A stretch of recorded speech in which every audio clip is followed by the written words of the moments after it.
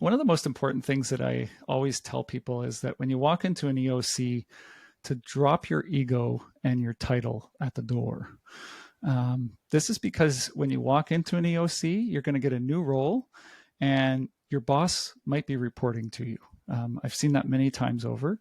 I've had that, frankly, where my boss has been reporting to me. So it's really important to drop that ego and put it's all in for the better of the incident. So that's where you have to come from.